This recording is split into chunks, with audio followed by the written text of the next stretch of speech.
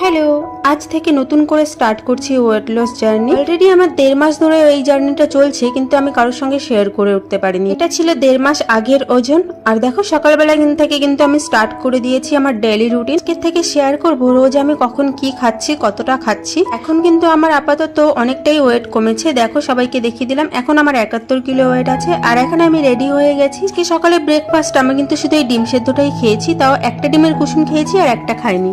দুপুরের লাঞ্চে ছিল আলু পটলের তরকারি, ডাল আর শসা। আগে যেহেতু প্রচন্ড পরিমাণে জল খেয়েছি, তাই আমি কিন্তু লাঞ্চটা সেরকম ভাবে কমপ্লিট করতে পারিনি। আর লাঞ্চ শেষ করার পর আমি কিন্তু গরম গরম 1 কাপ কফি আর বাড়িতে চলে যাওয়ার পর সামান্য একটু ওয়ার্কআউট করে রান্নায় চলে গেছিলাম।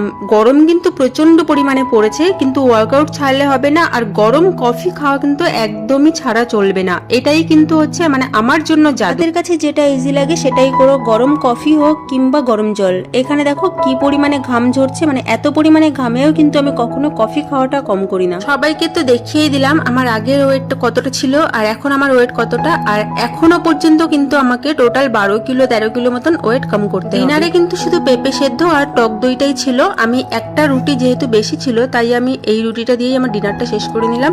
আর প্রতিদিনের মতো 3 থেকে 4 লিটার